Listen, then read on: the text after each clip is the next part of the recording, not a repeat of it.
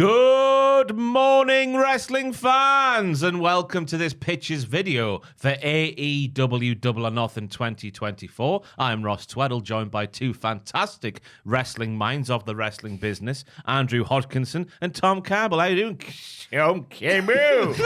Campbell! Oh, good, thank you. Cockney up in this biatch. Was that Cockney? Was he called Tom Campbell! Hey, Tom Campbell, me out, I'm doing all right, darling. How are you doing? I'm lovely, Are you up into the business skies today, Ross? Yes, I am. With Ava, the general manager of NXT. If you watched our news videos this morning, you'll understand that reference. We had several grams of cocaine this morning. Andrew, how are you today? Yeah, a few grams. Not as many grams though. Sorry, You know? we You're a hogged- smaller package. Yeah, aren't you? yeah, So- yeah. We did Don't hog take up this as much. morning. Sorry about that. Yeah. How are we feeling about the card? Good. I think it looks mint so far. I'm really excited for Malachi Black and Adam Copeland Oh, yeah. for sure. I think that's going to be good. I think Swerve and Christian's going to be mint as well. It's just looking all around buzzing. It's a shock for an AEW pay-per-view, isn't it? Yeah, it's always a good card from top to Yeah, bottom. exactly. It looks like a very good wrestling-y card. Yeah. There's lots of the good wrestling happening. They've never done that before for AEW. We're only kidding. They do it every time. But of course, we're not here to do predictions. We're here to speak from the heart and tell you some things we would like to see happen on this wrestling card. Because never forget the golden rule. It's not what we think's going to happen.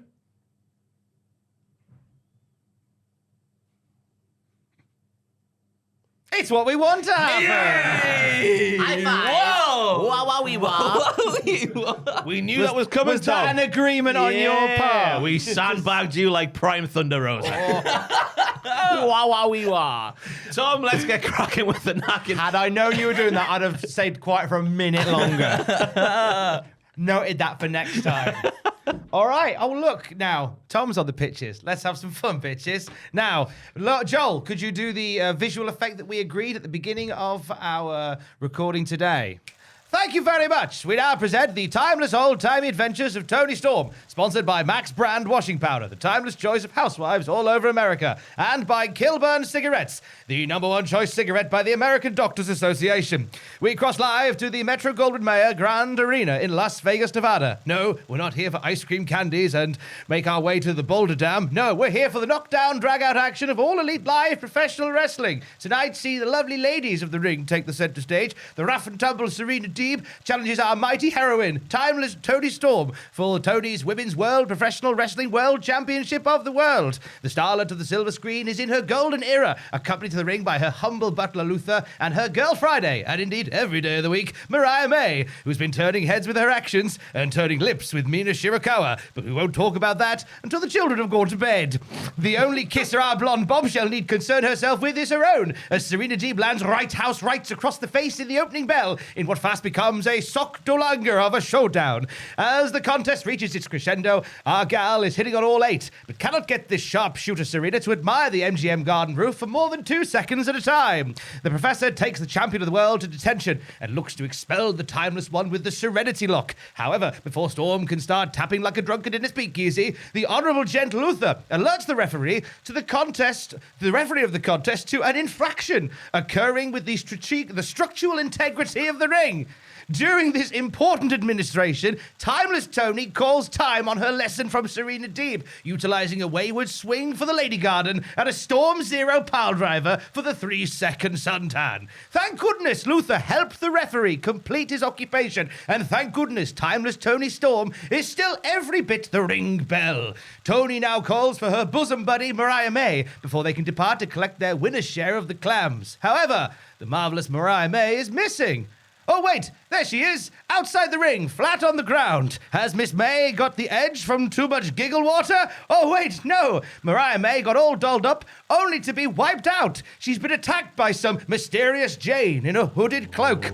The hood is lifted at the same time as the suspense to reveal multi-time ladies champion and Hall of Famer Wendy Richter. In a shocking display of reckless abandon, Wendy has answered the calls from Toni Storm, and it's a collect call by the looks of things, because Wendy is here to collect a championship opportunity from timeless Toni. our Tony and her Luther beat a tactical retreat via the thousands of adoring fans, no doubt eager for that tumultuous tussle to take place another time. Join us in the next installment for the thrilling conclusion of the timeless old-timey adventures of Tony Storm, sponsored by Max Brand washing powder and Kilburn cigarettes. So let me get this straight. Sure. Tony wins and is attacked by Wendy Richter. Wendy Richter attacks Mariah May. Mariah May, sorry. Sending a message, to Tony Storm. to Tony Sorry, I got lost in all of the black and whiteness there. Oh my goodness. gracious me. Certainly was a time.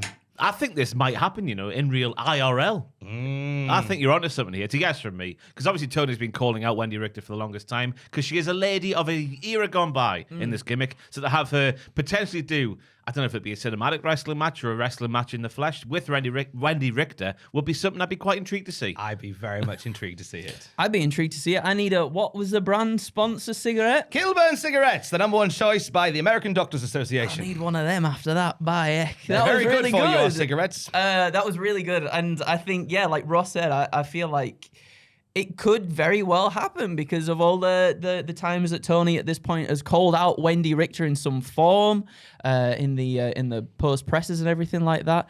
And I think it'd be really fun to see as well. I think it would be really fun to see, especially with the timeless Tony Storm thing that's happening at the moment. I think them two together blend very well. How old's Wendy? What? Wendy She's with an up I. there. 70s? I know it's rude to ask a lady of her age. She's only 63. She could do half an hour if she wanted Easy there.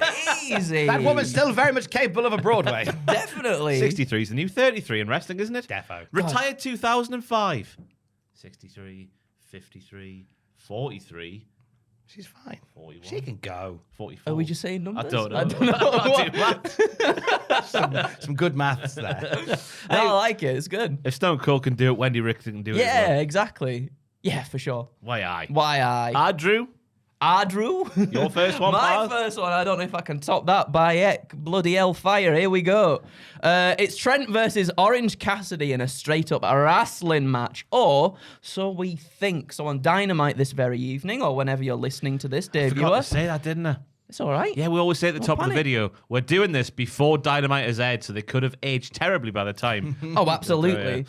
Whenever you're listening to this, we see the team of Will Ospreay and OC go up against Roderick Strong and Trent TB. Trent picks up the win in some form of dubious fashion, maybe a naughty roll-up whilst grabbing the tights, or a mirror of the match end that they had on Dynamite a few weeks back to head into Double or Nothing with the momentum. Obviously, this irks Orange Cassidy, who's being interviewed backstage about the loss tonight and how he feels heading into the pay-per-view before Don Callis interrupts the conversation. Don can clearly see how irate Orange is, but look, I can see you're out for more than just a clean win in a wrestling match, Mr. Orange Cassidy, sir. You already did that a couple of weeks ago, and after what he's done to you, what he's done to Chuck, I can see you want blood. So I pulled a few strings. It's not going to be a straight-up wrestling match anymore, and he's not going to be able to run away from the beatdown you're about to subject him to, because this Sunday at Double or Nothing, you're going to settle this in a bull rope match, everybody. Oh, nobody's going nowhere. Whoa. So this is what occurs between the two. A bloody, brutal, personal bull rope match. However, towards its conclusion, Orange is firing on all cylinders. He's slamming Trent with orange punch after orange punch. Trent is down on his knees, and Cassidy sets him up for the beach break. Don Callis, who's on commentary throughout the match, finally gets up from the desk. He reaches under the ring, and he pulls out the very same wrench that Trent used on Chuck's foot in the parking lot brawl. No. Ooh, don't do it. Callis starts yelling, "End it! Take it all away from him," just like he took it all away from you. He pushed you to this, the dafty. Cassidy stares at the wrench on the canvas, and he stares with hesitation, but he slowly begins to bend down. And then Don Callis is like, "Do it! Do it now, Trent!" And then Trent who's Orange Cassidy straight in the nads and hits a strong zero onto the wrench. He hits a pile driver on the wrench as well and gets the win. Don Callis watches on with a gleeful smile on his face as he nods in approval. It doesn't end there though. Callis helps Trent out of the bull rope, and the two have something else in mind. So Trent positions Cassidy in a tree of woe and ties his legs together with the bull rope on the top turnbuckle, with Orange's leg/ankle propped up sort of against the metal pole that connects the turnbuckle to the ropes, everybody. Don passes Trent the wrench as he shakes his head in approval as Beretta just obliterates Cassidy's ankle without hesitation. And there you go. Trent TB is the newest member of the Don Callis family. I like the swerve. I like the swerve not in terms of, well, also in terms of, Trent joining the family, but also because Trent was the one going, I'm a better wrestler. Yes. Therefore, we need to have a straight-up wrestling match to prove I'm a better wrestler. So I like the swerve there as well, because it's good poo housery, Andrew. Oh yeah, big You time. poo boy. I like the idea because we've already seen the wrestling match, and I know Trent's like, oh well, you cheated to get that victory over me. But I feel like it needs something a little bit more because I guess it is a bit more personal, isn't it? With Chuck being out, perhaps retired forever. Who knows? I do. I like He it. is. I like Yeah. I think it's just establishing Trent TB Yeah. as his own man with a ruthless aggression behind him. I think it gives Orange Cassidy a chance to have a break as well. Bless his Yeah, for socks. sure. That man has worked for a long time now without a sleep. So it gives him a chance to have a break and come back with a red hot feud ready to go. Yeah. It's a yes from me. Thank you. I think Trent needs it more as well, doesn't he? Yeah. He definitely needs it more. At Orange this is point. more established in his role. Yeah. Trent's new to the scene as a heel. What a bastard. What a bastard. I'm still heating waiting up. for Sue to turn up in a black van. Oh, that would Sure, be it's just good. evil. I like that. Evil Sue. I kind of like the idea of Sue not being evil, though. And Sue, I like the idea of Sue being evil. Aw. Big Sue. I was also thinking maybe I'd like to see Orange Cassidy as a heel as well. Yeah. I think he'd be great. Instead of doing his thumbs, he does. The finger. oh, them. nice. Oh, yeah. Oh, goodness Whoa. me. Hey. Right, it's a barbed wire steel cage match for the AEW TNT Championship between Adam Copeland and Malachi Black. In the build of this match, as we all know, the House of Black has stolen Adam Copeland's wedding ring in order to make him an evil prick and a horrible human being that he was just before he met Beth and had a couple of those sweet baby childs. Yeah, he did. Yeah. Because of this, in the match, Copeland has a different Kavorka about him, the kind of Kavorka that would see him steal someone else's girlfriend and not have a cow man. Lol. It's a bit of a ding-dong, obviously, but the time comes when Malachi is on top and wants to win the match with the use of Copeland's wedding ring. Have you seen the ring? I have seen the ring. It's a It's huge massive. ring. It's insane. You can get your finger and your thumb in it. Right, he's got to do wedding ring on finger, bosh to the head. It's a big wedding ring, so it would work all right. So he motions to Brody King at the ringside area. Pass me the ring, Brody. Oh, we're on. Brody does so, but with a little bit of a tease that we potentially could see a repeat of what happened with Adam Cole and MJF last year, where Cole would pass things to MJF, but in a very difficult manner. He'd pause, he'd throw it somewhere else that MJF wasn't standing. That kind of Kavorka. However, as soon as Malachi catches the ring, as it's falling from the skies, it's been lobbed over the top of the cage because it's simply too big to fit Get through the mesh. You've got to get a good wally, ain't you? Yeah. Good As soon welly. as Malachi catches it, like he's playing for Australia in the Ashes. I don't know why I said Australia. He could play for England as well. Yes. Shoot spear on impact. That's what I'm saying. So he catches it, spear in one motion. Then chair shots like we're at the end of WrestleMania X7 with Austin and Rock. And on top of that, Copeland hog ties Malachi, strings him up in the corner of the cage before battering him some more like a Dutch pinata. It's a brutal finish as Copeland wins. And I'm not sure the rules of the cage match. Can he escape as well, or does he have to win via pinfall? What's Well, the it's rules? barbed wire around the top, so surely you can't escape. Just jump, vault, pull vault. Imagine if you could only go over the top. Whatever the rules, either strings him up the corner and escapes, or he hog ties him on the mat and pins him. Either way, I want to see that bitch hog tied. Hog tie him with a barbed wire as well. Oh, Take the you barbed wire saucy off the top. man. Naughty boy. So following this hog tie and following the match where Copeland wins, Copeland is trying to get his wedding ring back when Brody King enters the cage. Brody places himself between the wedding ring and Copeland, and after an almighty big standoff, Brody eventually picks up the wedding ring and bends the knee to Copeland in the process of giving him back the wedding band. But it looked like he's asking him to marry him. I didn't think about that, but I can see why. Brody King down on one knee, holding a ring towards Adam Copeland. It's a hell of a thumbnail, Joel. If you And then the live sex scene afterwards as well. Let's hold my horses now. Let's The hold my live horses. sex celebration between Yeah. Brody King and Adam Copeland. I've said this because the gimmick smell of like fried onions, that would. the gimmick of this match is if Adam Copeland loses, he has to bend the knee to the House of Black. Yes. Yeah. I've inadvertently made this a proposal, but I don't mean it as a proposal. Right. So he's ceremonially handing back Adam Copeland's own wedding ring because he's married to somebody else who isn't Brody King. And then Brody gets a microphone and says something more badass to to Malachi, but along the same lines of what the Top Gear lads used to say back in the day. He's saying something more badass than I can see what you were trying to do with the Kavorka of taking the wedding ring to make him a bastard once again, but that plan was not only ambitious but rubbish, but you failed the house with really crappy tactics. Brody King then attacks Malachi Black and Buddy Matthews, who was trying to make the save, and he's also just battered him down as well. Brody gets the mic, and there's another cool line that I can't do right because I'm not cool, about a king taking over a house and taking the house in his own name or something like that, and he leaves. Brody King has left the House of Black, and a rocket is going to be strapped to him for a big old Pushington. His first feud, obviously, obviously, I'm getting emotional thinking about the proposal, obviously being against Malachi Black. I love the presentation, obviously, of the House of Black, but to me, it feels like they're not going to be any more of a focal point than they are currently, just based off the last couple of years of what we're seeing of them on TV. So getting Brody out and AEW sort of following through on the push they sort of gave him in the Continental Classic in the winter there. I'm ready for it, and I think he would deliver. Brody King's one of my boys. Do you have his husband Adam Copeland team with him at this point, or does that No, move? they are far distance lovers. One on Collision, one on They're Dynamite. lovers I never in a even dangerous thought about that time. visual of the ring It's and fine. the knee being bent. It's fine. They're lovers in a dangerous time. Yeah.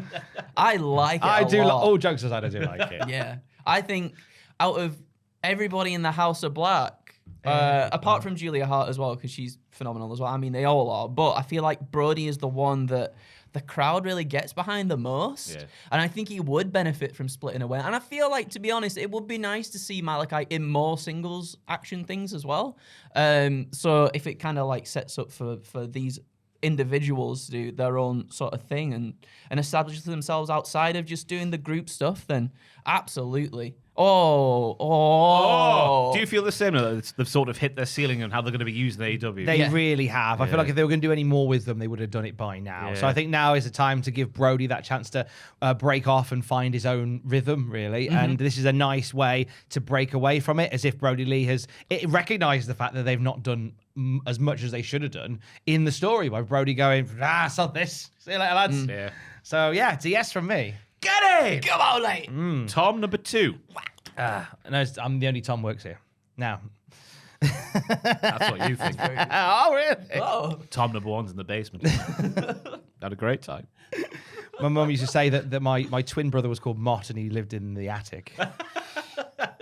He loved working at car dealerships in Moss. Yeah. It's a big love to Mott. Mercedes Moné is challenging Willow Nightingale for the TBS title. We go fast forward to the match, and Willow has Moné beat with a Dr. Bomb. What's Stokely Hathaway doing on the apron? What's that all about? I don't know. Surely, like... Is he going to propose? Well, he might do. He might do. Well, as he's on there, and the ref's saying, hey, what are you doing? Get down. Here's Chris Statlander. She's obviously in the ring to help Willow Nightingale out. No! She's in the ring to boo Willow in the face. Oh, Chris. It leads to Moné picking up the win over Willow Nightingale. Willie Nightingale. Willie Nightingale. Yo, Willie Nightingale. Oh, Willie Nightingale picks up the dub, and Moné becomes the TBS champion. The following Dynamite, she reveals her new faction, her new team, her new entourage of Stokely Hathaway, Chris Statlander, known collectively as Moné Incorporated. Oh. She starts buying up talent to surround herself with. She forms like her own little, like a pseudo New World Order of younger stars that she can coax and train the mind of. She even has these other new people, such as Statlander, defend the TBS title for her. Because a big part of Moné's presentation so far is that she hasn't wrestled. And I think we keep that up. And we have Moné wrestle hardly ever. But that's now the point. Because she's like, I ain't sullying myself at wrestling. We'll get other people to get in there and wrestle for me. However, a match does end up being sanctioned for Full Gear between Moné and Willow. This will be the first time Moné has actively defended her TBS title, despite doing all the pomp and the shaking of the hands and the grandstanding and the PR stuff that a champion does. She hasn't actually defended the belt yet herself, and she's got a match against Willow. And she realizes that while she has surrounded herself with sort of a putty patrol of female talent, they're not really cutting it. So she's got to really go for a big dog. She makes a trip to Ring of Honor and has a long conversation with Athena and Billy Starr. Starks. Ooh. Like, you're the final boss around these parts. How about come work with the CEO? Athena and Billy Starks seem up for this. And just before we get to Full Gear, we see Athena and Billy Starks lay out Willow Nightingale. So like, oh no, we've got this unholy alliance now. But we come to Full Gear and we have Monet and Willow.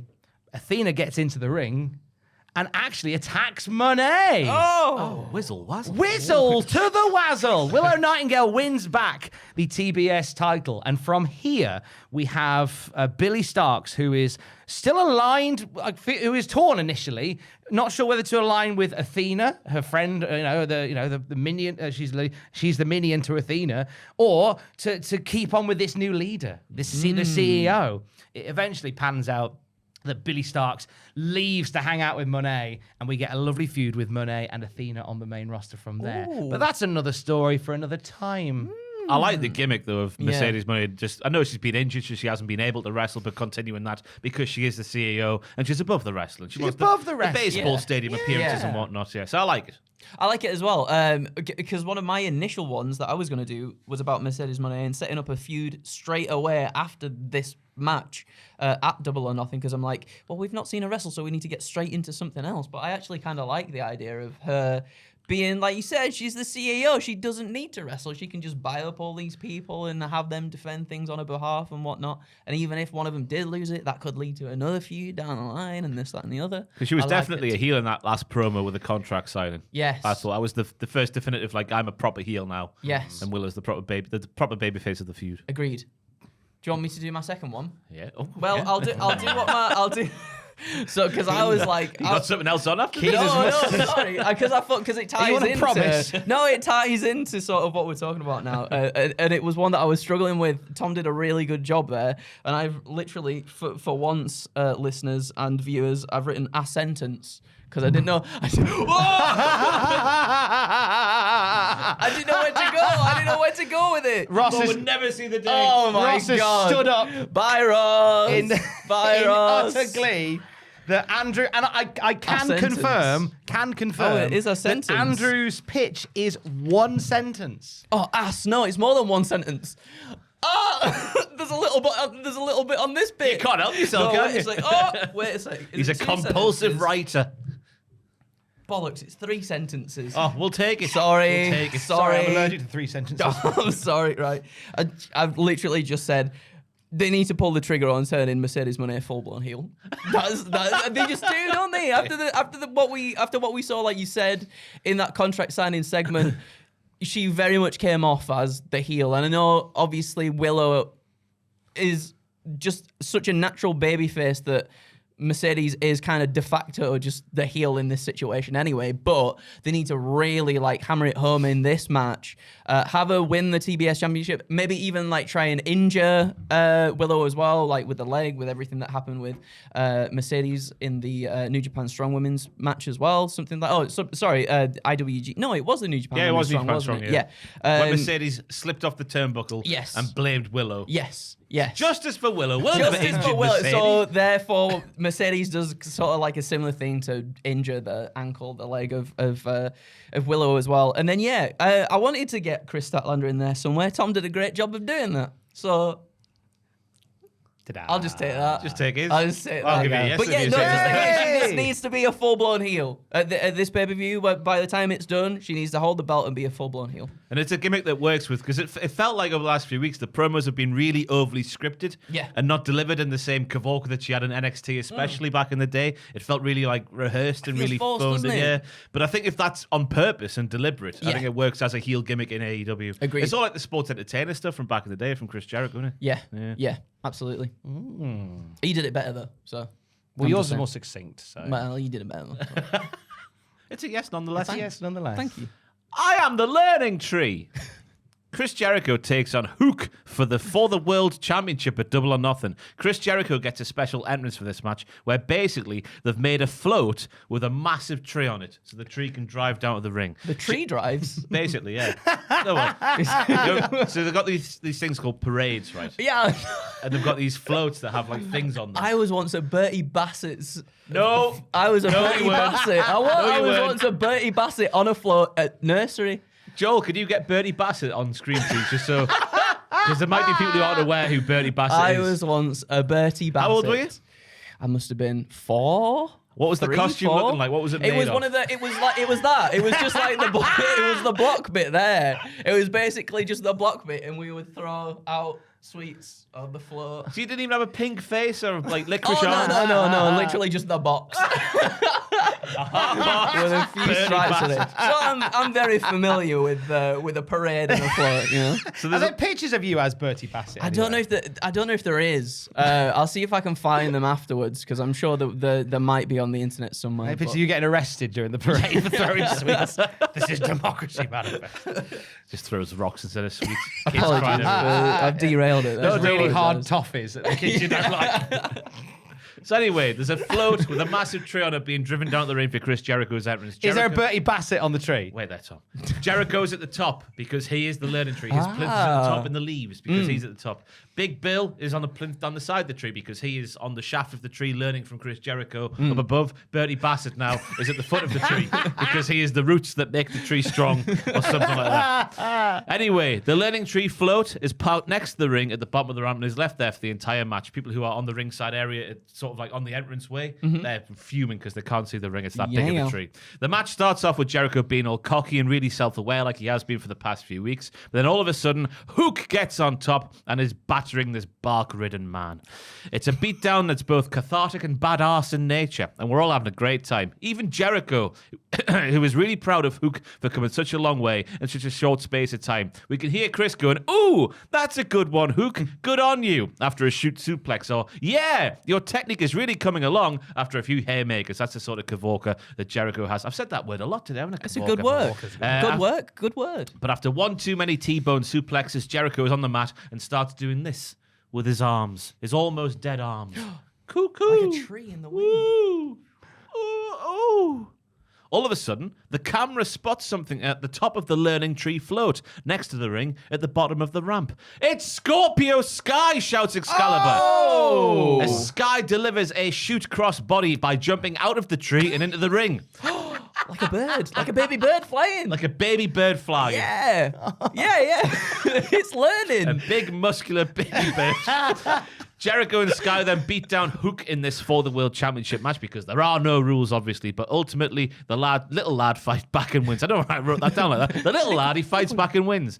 But because Jericho and Sky are both great guys who are there for their fans, yes, I think Sky's return promos ahead of his comeback are linked to Jericho. And as Jericho looks to build yet another faction in AEW, they can see the bright side of this defeat and laugh it all off, hopping back in their tree and riding off into the sunset. After the match, Hook says he doesn't want to risk this bollocks, this whole for the World Championship happening to his dad's title again, so the FTW title is retired.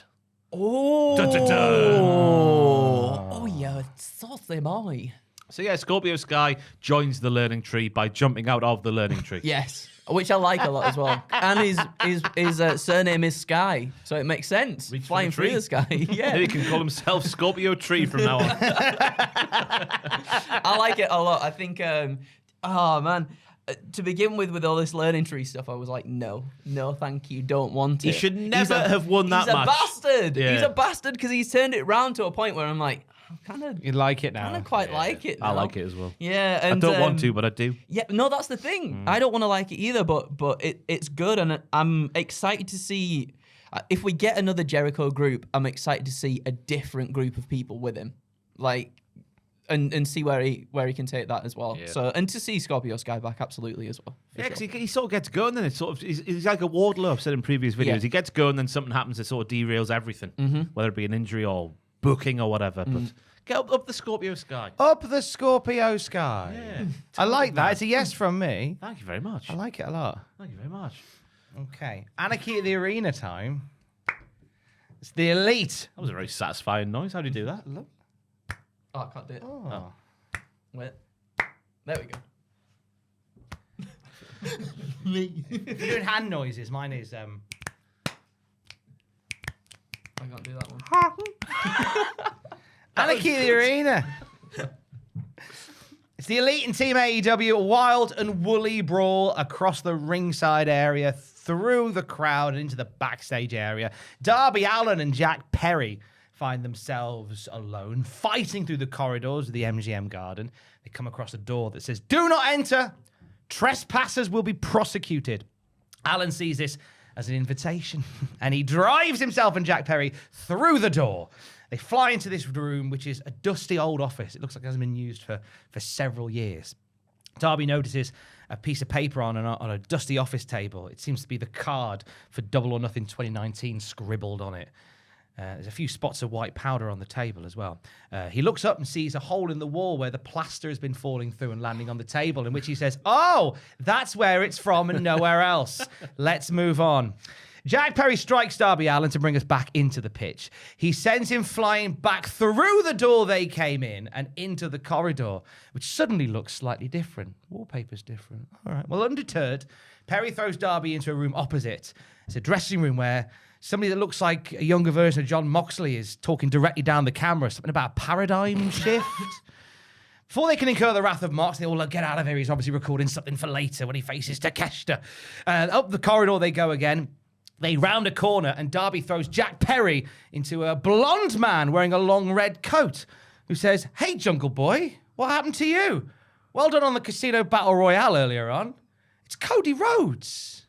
Why is Cody Rhodes backstage?" And John Moxley's in there. And Darby Allin and Jack Perry stop fighting and realise something weird's been going on ever since they came through that door. And Darby says, "Right, I think I know what's happened, but I need to check something first." Darby runs away from Jack through to the gorilla position and peers through the curtain and goes, "Yeah, there's fans on the hard cam side as well. I knew it. We've gone back in time to the first Double or Nothing. We've gone back 5 years." There will be fans on the hard cam side this weekend in 2024. We've gone back in time. The only way to get back through the door and go back into their own timeline is to go back to the door they came through, that office, that dusty office. The clue is in there, but they have to avoid their younger selves. Otherwise, it'll cause a paradox. To save time, they manage to. They're about to walk through the door, and Darby says, "Wait there. There's something I need to do first." And with that, Darby races up the corridor and finds Chris Jericho's dressing room. He bursts in, and Jericho's getting ready for his match against Kenny Omega in the main event. And he's like, "Oh, hi, Darby. Sorry you weren't on the card tonight." And he says, "Look, never mind that. Sorry, I'm in the middle of a match and I need to speak to you about something." So, "Oh, what do you mean? You haven't got a match tonight?" "No, I am. I'm in a match against the Elite." "Are you?" "No, they're later on." No, look, I ain't got time to talk about it, right? They're teaming with Okada. "What? Okada's here?" No, it's not. Listen, Jericho, I haven't got time for this, right? I need to tell you something. In 5 years' time, you need to build a big tree. So what do you mean? Just let me speak. You need to build a big tree that you'll wheel out for your entrance, and you'll be on the top, and you'll have Big Bill. Who's Big Bill? It's Big Cass from WWE that time. Is he here? No, he's not here now. He will be here. And then you need Bertie Bass. Who's Bertie Bass? He's the Licorice All Sorts character. You need him on the bottom. And then Scorpio. Yeah, he's there as well. He jumps out of the tree like a bird, and that's how you beat Hook. Jack goes, "Who's Hook?" Taz's son. Yeah, he's trying to beat you for the FTW belt. FTW belt's in ECW, mate. What are you on? Get out of here, you rapscallion. Darby gives up knowing they've got only a limited amount of time. They run back through the door and returns their timeline where, I don't know, the Elite probably win. So what was the point in any of that? It's a great question. Oh, wow. It's what we want to happen. It's what we want to happen. I mean, why not? It seems like... That's like, how quick you were on that has completely just blown my mind. Wow. Why not? Why not? It's anarchy in the arena. Anything can happen. Time travel can happen. Jesus. I'm a big fan of dramatic irony, mate. That's the official term. Yeah. Where you're watching something and they don't know something you know. And that's ridden with dramatic irony. It So is. I'm all for it. We'll give it a go. Yeah. It serves little to no purpose, but I'll give it a yes. It's a nice little break during the Anarchy in the Arena match. Oh, yeah, big time. It gives Darby something to do other than an insane spot. Well, that's when he's it. not It rests feeling his so body. good. I like it. Time travel can be hard on the body, though. It can. Wow. Whoa. Oh, my God. Right then. Oh my Well, god. Oh my god. Oh my god, yeah. I guess I'll try and follow that there. Sweep it off the floor for me, Andrew. I'm going to the International Championship match between Will Ospreay, who is looking to dethrone the champion, Mr. Roderick Strong. We get a good back and forth between the two. Ospreay fends off any interference from the Kingdom. Don Callis is also out there again, because of course he is. Roddy keeps working the arm of Ospreay like a technical wizard. The one Will uses to hit the hidden blade with, by the way, exposing a weakness in the aerial assassin. And this is the narrative throughout the match, everybody, exposing a weakness, because if we recall what Don Callis said a few weeks prior, after Ospreay announced the retirement of the Storm Driver 93, Callis encouraged him to use it in this match against Roddy due to Strong's prior neck injuries. So at one point in the match, things are getting heated, momentum is building, and almost without thinking about it, Ospreay gets Roddy in position for the Storm Driver 93, but he hesitates. He looks to the crowd, he hears Don Callis screaming at the desk to get it done, but he doesn't. He lets him go, and this is enough for Strong to capitalize and hit an end of heartache. 1, 2, no. Will Ospreay kicks out of the maneuver. Roddy picks Will up again, looking to hit another, but out of the suplex rotation, Ospreay manages to land on his feet because he's a nimble boy after all, and he counters it with a hidden blade, using, lest we forget, that worked on arm. He's clutching it in agony. He wasn't able to get it all. He goes for the pin. 1, 2, no. Roderick kicks out of that as well. At this point, Ospreay is beside himself, but both. Wait, what the hell? At this point, Ospreay is beside himself, but both. At this point, I'm keep going back in time. I keep going through that door. At this point, Ospreay is beside himself. But here comes Don Callis, who hops on the apron. He berates Will a little bit, right? He tells him he knows what he has to do to put this one to bed.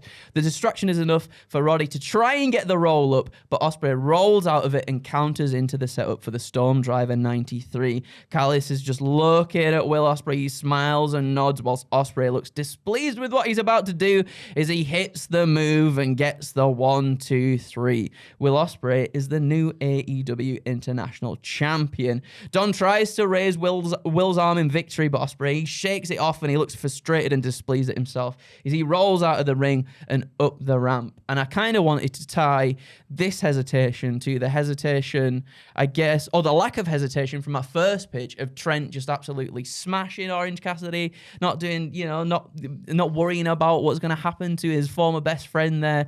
And I was like, with Will holding the International Championship and him still being like, I shouldn't have done that move and this, that, and the other, Don Callis can then be like, well, look what the hesitation there almost made you lose the match. But look at Trent. Trent went and got done what he had to get done. And then I was thinking somewhere down the line, because of Trent's neck issues as well, maybe at All In or something, we get Trent versus Will Ospreay for the International Championship. All In? I don't know. At Wembley Stadium? Yeah. Trent versus Will Ospreay? Yeah. Are you mad? Yeah, because I don't want to Are you take... dizzy? Oh, maybe but I don't want to take...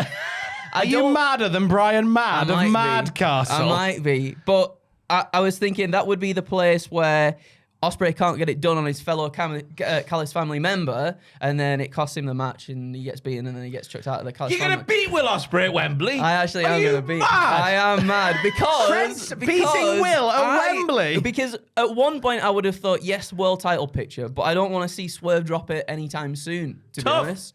No, not tough. It's what we want to happen. I don't want to see him drop it yet. I think there's still a little bit of time before Ospreay maybe gets it. I know you don't want to drop the title, but you dropped a bollock there. I'm just saying. Oh, bollocks. Well, there You you go. can't have him face Trent at Wembley. Why? Stop the pitch before It'd there. be a banger. No, go back. Stop the pitch before So, Wembley. all right. I go through door, I stop it there. It's the hesitation and the stuff, and then That's that a yes. happens, but not at All In. Everyone. Not at Wembley. Hey. Phew. That's a yes from me. So, there we go. Christ almighty, that was a scary one. Woo! Forget that bit happened. I do like that, because the promo last week from Will was like, I do it to the people that I love, bro. Imagine when I do it to you, I don't like you. Hey. Exactly. So when Trent's in the Callis family and he's looking to hit a Storm Driver, he's like, well, I can't do it because he's me fam. Turmoil. Turmoil indeed. I like the story of the Storm Driver. Yeah. I like how that's continuing on in your pitch. I like it. Nothing about All In. I didn't say anything about you didn't. that. No. Imagine Trent versus Will. No disrespect to What's Trent. wrong with that? It's bloody Trent. It'd be good though, I reckon. I'll send Darby Allin back thugh the time machine to come and warn him not to tell do him that. not to do that. Okay, that sounds like a plan. I'll push the tree over so it lands on you. So you can't pitch that again. Right. Anarchy in the Arena kicks off with the Young Bucks running over Darby Allin with the Super Kick Party Bus. Nice. Nice. With With Jimmy Wang Yang at the helm. Yes, exactly. Thank you, Andrew. You're back on You're form. welcome. There we go. It's in a controlled way. I'm asking the question, how the hell is Darby Allin cleared for this match? That's what the question I'm asking is. So let's give him one big safe-ish move to take, which is getting hit by the party bus, the Super Kick party bus. It can be safe and controlled, but look gnarly all the same. And it's a nice chance for Darby to go and have a nice sit down at home with a nice cup of tea. Yeah. A lovely cup of tea. So there's a new tea shop in Newcastle, Granger Street. Yeah. Oh, I didn't see that. Is Sells it? all different flavours of tea. Oh. Don't know why I said that in this video. Because of this, Team AEW are a man down again for this match against the Elite, as the Elite obviously take control because they have one more of those men. That is until we find ourselves in a backstage corridor with the Bucks going ham on Bryan Danielson. 2-on-1 ting this is. They're throwing Danielson into random tables that are lined up against the walls in this corridor. They're using bins as weapons. We know how the wrestling works in corridors backstage, don't we? Danielson then gets thrown into what looks like a janitor's storage closet. And the force of the throw and the sheer girth of Bryan Danielson hitting the doors of this closet means the doors are broken and fling open. Oh. Fling open. Fling open. And as they fling open, out of the cleaning supplies closet comes the cleaner, Kenny Omega. Because he called the cleaner, yes. He's called a cleaner, yeah. Who starts putting the boots to Matthew and Nicholas as he pledges his allegiance to AEW and not the Elite. Now, I know what you're thinking. Kenny needs surgery and he's out of action indefinitely. But in the words of Dr. Aidan Gibbons, PhD of the Cultaholic Wrestling News section on the website, if he hasn't had surgery yet, he can still compete, surely. He might as well make it a bit worse before he gets a bit better. So that's what I'm doing. Kenny can't compete in this match without doing something dangerous. He's here for revenge for that attack on the stomach on TV a few weeks ago. Naturally, because of this shoot surprise appearance, Team AEW win, and the ramifications of that from a very insecure Elite are going to make for better TV than if the Elite just win and keep doing things to make them look class. Oh. Nice. So I'm replacing one recently injured wrestler who it feels like shouldn't be cleared with a wrestler who is definitely injured and definitely not cleared and who is going to have surgery. So, Yeah, but in a safe manner. One gets hit by a bus. a padded bus. A padded bus, and one One's in was a padded cleared, cupboard. Yeah, when one was cleared by Dr. Aidan Gibbons. Dr. Aidan Gibbons, yeah, PhD. But storylines are storylines, and that's the one we had a few weeks ago with Yeah. Kenny having his stomach bluntly hit with a bluntness. I mean, part of me does think that because Darby's in this match, something is going to happen that means he's out for a long time, and then someone else does come back in. He's going to be the Penta of this match. Yeah, I remember yeah. Penta from All In last year. Yeah. Oh, I'll do one move and then go and have a half-hour costume change. And come back and do one more move and go home. Yeah, no, that's it. Yeah, Great money What a maker. genius, I yeah. know, right? clever guy. It's a yes from me. I really liked it. I really liked it. Truth be told, when I was finishing off one of my pitches, I heard you talking about this one and the finish, and I in my third pitch, Darby actually goes to see Kenny Omega and tells him to wait in the cupboard for 5 years. wow. But because you hadn't read yours yet, I thought I can't read that yet, so we'll come up with something on the fly. Wow, that was good. Thanks for taking my high spot, brother, as the wrestlers would Go say. high spot, brother. But I like it. I like it's a nice use of Kenny that you say keeps him safe, and it gives us a nice surprise. I think the Anarchy at the arena match has got to be full of surprises and shenanigans and Yeah. stuff that can disguise illness and ailments and stuff. And I think it always is a good match to do that with. I think Kenny be a lovely little surprise. Kicks for the and night. punches, nothing more. That's what it Nothing needs to more. be. There's Right. walking brawls from the good old days. Why I? Let us know what your pitches are for Double or Nothing 2024 in the comments down below. Any closing remarks before we go away? No, you got a lot of content coming out, don't you, for it as well? If you like a lot of wrestling on your YouTube, then Cultaholic Wrestling. Oh, that was terrible. Right, today is Wednesday. This is the day when the pitches video for Double or Nothing goes live, and also the predictions video for King and Queen of the Ring goes live. Yes. Then tomorrow, well, the King and Queen of the Ring pitches went live on Tuesday, so go back and watch that video if you haven't already. Tomorrow, which is Thursday, myself and Tim will be doing the predictions for Double or Nothing. That goes live. Anything else that I'm missing? Oh, Yes, you got- Russ. Live reactions from Live me and you. reactions, Yep. yes. I was going to go through the week chronologically. Oh, all So right, Friday is fair. the podcast. You know that one every Friday, Yeah. 8 o'clock English time. We're in the summer now, aren't we? Yes. You wouldn't think it. It's bloody freezing outside. And obviously on Saturday evening, as the show is going on live in Saudi Arabia, Adam and Andrew will be there watching it on the YouTube channel. The URL is? Yeah, youtube.com/cultaholic/live. All donations and whatnot from that stream will be going to charity as well. And then on Sunday, as Double or Nothing happened, that same URL, myself and Tom will be watching it until 7 a.m. in the morning. And then we'll go home and have a nice meal. It's a tit a long boy. Tit a long boy. Tit a long boy. Join us for the long boy. But remember, long boys. just imagine just tit a long boy. Tit being a verb. Tit a long boy.